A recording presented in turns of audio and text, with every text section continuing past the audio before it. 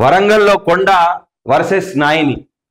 ఇక మంత్రి కొండ సురేఖ తర్వాత ఎమ్మెల్యే నాయిని రాజేందర్ రెడ్డి. కాంగ్రెస్ పార్టీలో కాంట్రవర్సీలకు కేర్ ఆఫ్ అడ్రస్ గా కొండ సురేఖ గారి పేరు బాగా వినబడుతుంది. ఆమె మాట్లాడిందంటే కూడా సంచలనమే.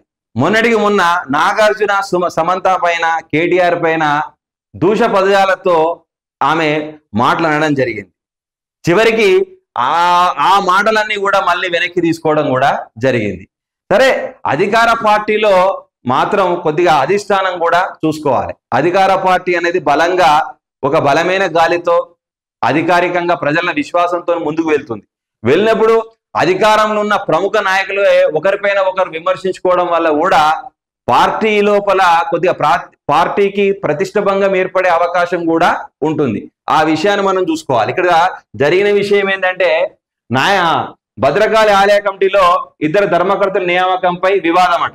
నాకు తెలియకుండా ఎలా నియమిస్తారు, ఎవరి లిమిట్స్ లో వాళ్ళు ఉంటే మంచిది. ఎమ్మెల్యే నాయిని అధిష్టానం సూచన మేరకే నియామకం.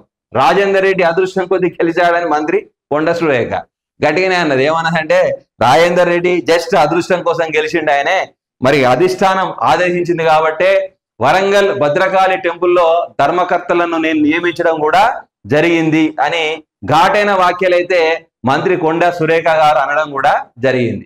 సరే, ఏది ఏమైనా సరే కూడా అధికార పార్టీలో ఉన్నందుకు మనం ఎంతైనా సరే మీడియా ముఖంగా ఒకరిపైన ఒకరు వ్యతిరేక భావజాలం మాట్లాడుకోవడం వల్ల ప్రజల లోపల మనకు ఉన్నటువంటి క్యాడర్ తగ్గే అవకాశం కూడా ఉంటుంది. ఇరు నాయకులు కూడా ఈ విషయం మీద ఆలోచించుకుంటే మంచిది.